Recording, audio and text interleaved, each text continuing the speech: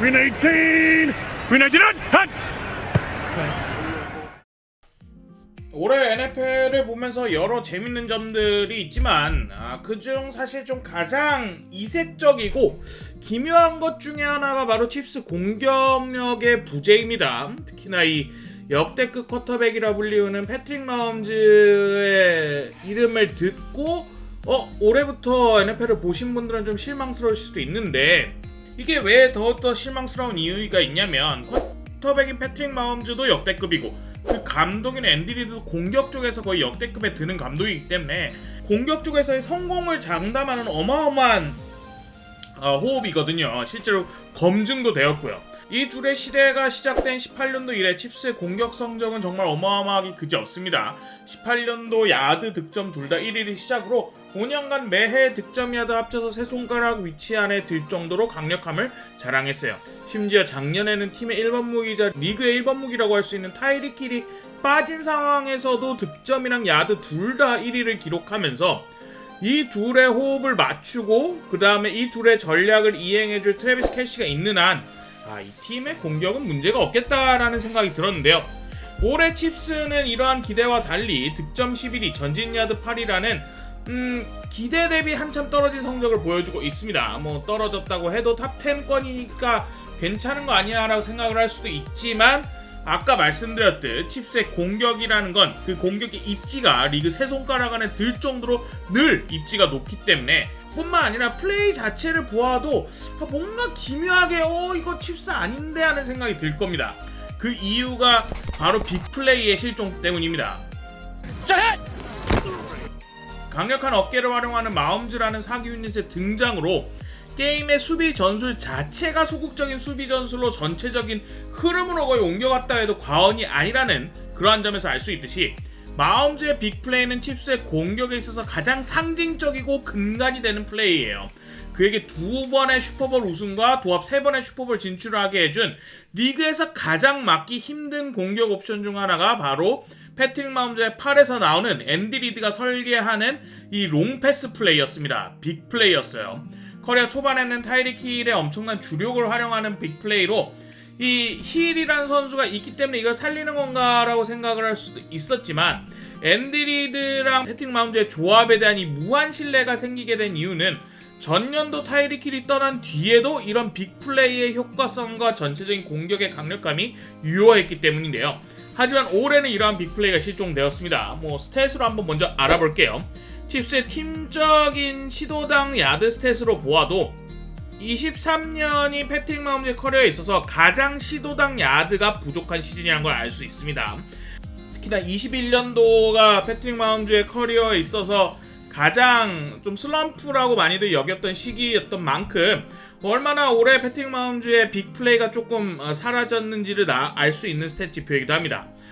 왜 그런지 한번 보겠습니다. 첫 번째는 무기의 부족이에요. 모든 팀의 연봉 상한선이 정해져 있는 NFL에서 몇 해간 우승권에 도전하는 이런 왕조를 유지하기는 굉장히 어렵습니다. 왕조를 구축했던 흔히 말해 개국공신들이 이제 모두 다 연봉 인상을 원하고 팀 입장에서 모두를 유지할 수 없기 때문에 핵심 선수들만 남기고 나머지는 좀 네임밸류를 포기한 신인이나 다른 팀에서 다소 성공하지 못한 선수들의 성장에 기댈 수밖에 없는데, 칩스는 그런 면에서 리시버진을 거의 가장 먼저 포기했다고 보시면 돼요. 물론 트래비스 켈시라는 타이트엔드는 여전히 리그에서 손꼽히는 타이트엔드이자 어느 팀에서도 가장 강력한 공격 옵션이겠지만, 리시버진에서는 스카이 무어, 라시 라이스 같은 선수들 22년도, 23년도에 드래프트된 신인들이고, 저스틴 왓슨이나 카데로스 토니, 마케스 발데스 캔틀링, 흔히 MVS라고 하는 선수도 역시나 기존 팀에서 팀의 1옵션으로 대성했다라고 하긴 좀 힘든 선수들이에요. 그리고 이들 중 그 누구도 올해 두각을 드러내지 못하고 있습니다. 특히나 지난해 슈퍼볼에서 특급 활약을 보여주면서 우승의 주역이 되기까지 했던 카데로스 토니는 사실 올해 많은 사람들이 가장 기대하는 카드 중에 하나였는데, 주력과 볼을 받은 다음에 움직임에서는 좀 좋은 모습을 보이긴 하지만 리시버로서의 재능은 잘 보여주지 못하고 있어요. 이 모든 칩스의 리시버진 중에 누구도 1000야드를 넘어설 그런 추세를 보이지 못하고 있고, PFF 점수상 좋다라고 할 수 있는 70점을 넘어서는 리시버가 단 한 명, 라시라이스 정도밖에 없다는 거를 봤을 때 참 리시버 전체적으로 어려움이 많습니다. 특히나 이 리그에서 11경기에서 30개의 드랍을 하면서 리그에서 가장 많이 공을 떨구는 리시버진이 바로 칩스의 리시버진이기도 해요.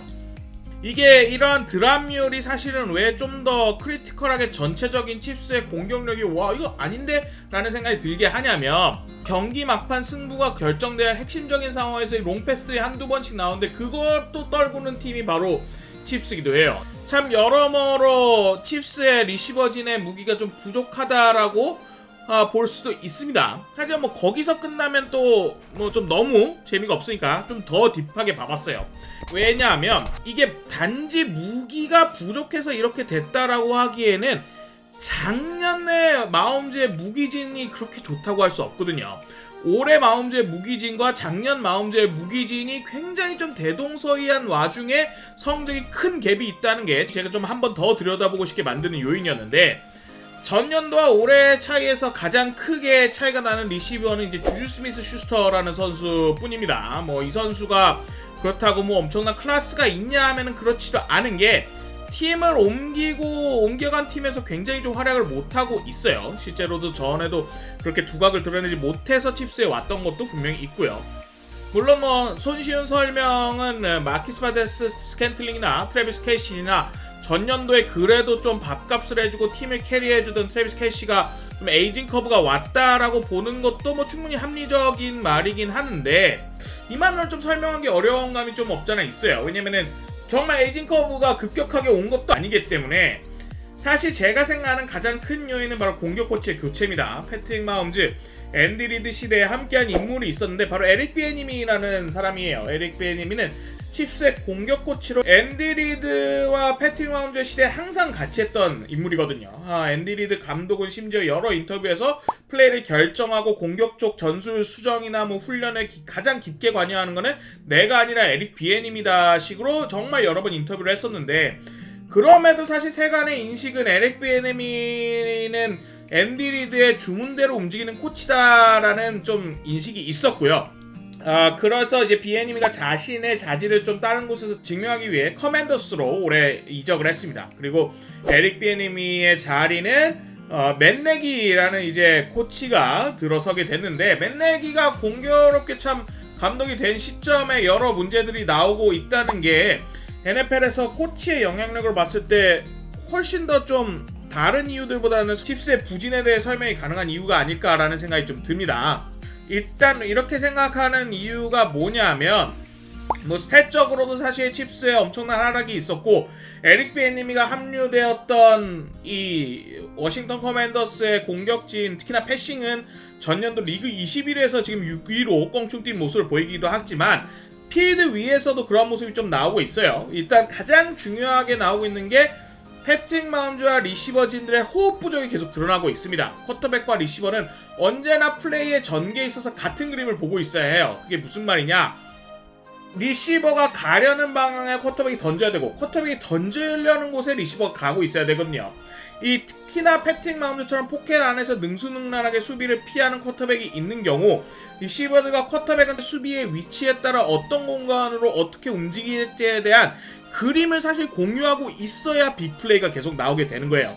실제로 에릭 비에니미는 몇 해 전 인터뷰에서 패트릭 마홈즈의 즉흥적인 움직임에서 나온 특유의 빅플레이를 완벽하게 만들기 위해 각 플레이마다 리시버진들의 움직임에 대한 몇 가지 규칙과 이러한 걸 바탕으로 뭐 예를 들면 수비가 우측 뒤에 있으면 좌측 위로 등의 여러 규칙을 만들었는데요. 그에 맞게 쿼터백과 리시버의 호흡을 훈련을 좀 했었다고 합니다.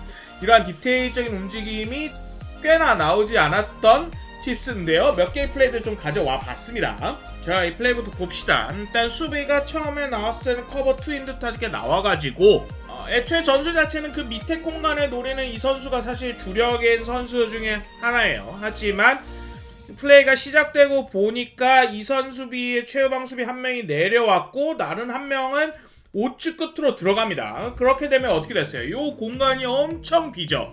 심지어 우리 리시버가 수비를 제낀 상황이고 수비가 안쪽에 위치를 있어요. 이런 상황에서 사실 약속된 플레이 상황으로는 패트릭 마홈즈가 이 안쪽에 던져야 되는데, 이렇게 되면 수비가 안쪽에 있고 여러모로 불리할 것 같으니까 패트릭 마홈즈가 순간적으로 판단을 해서 이선 수비도 최후방에 있겠다, 가장 오픈인 지역으로 공을 던졌어요. 깊숙하게 공을 던졌고 실제로 이 공을 받으면 그대로 터치다운 각이 있을 정도로 정말 굉장히 순간적으로 정말 잘 읽어버린 건데 리시버 입장에서는 그걸 달리다가 그거에 맞게 수비를 보고 조정을 하지 못한 겁니다.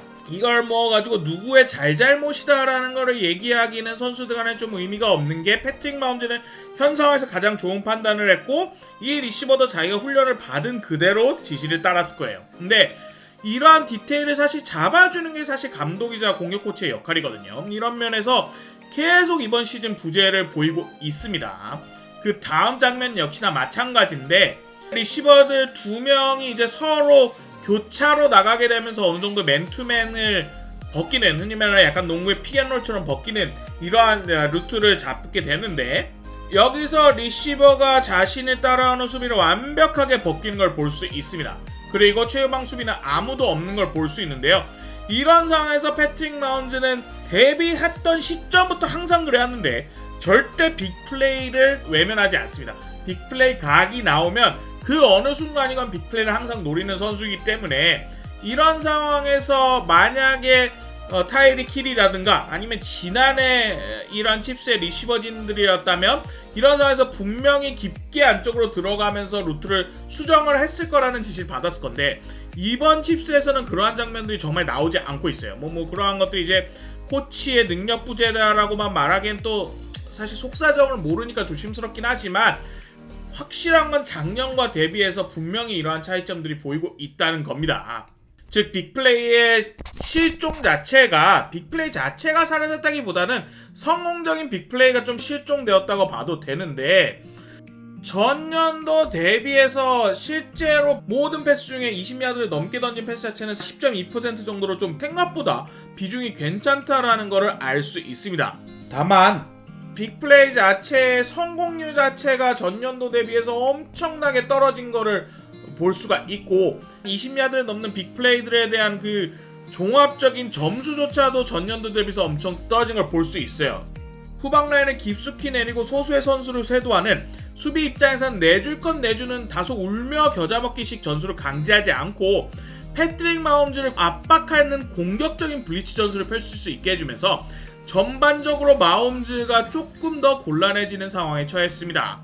칩스의 23시드는 전체적으로 무게의 수준이 떨어진 것도 분명 맞지만 그렇다고 전년도 1위를 기록했던 공격진에 비해서 그렇게 떨어지는 건 아니고 오히려 칩스 마홈즈의 가장 큰 무기인 빅플레이에서 세세한 디테일들이 조금 부족하다라고 볼 수 있습니다. 이러한 점은 사실 훈련과 소통을 통해서 수정이 가능한 부분이긴 한데 시즌의 말미쯤에 온 지금에서 얼마나 수정이 가능할지에 대한 조금 걱정이 되긴 합니다. 그럼에도 불구하고 아까 말씀드렸던 NFL에서 가장 검증된 듀오인 앤디 리드와 패트릭 마홈즈가 있기 때문에 어떤 식으로 이걸 극복해 나갈지 궁금하네요. 오늘 영상 여기까지입니다. 감사합니다.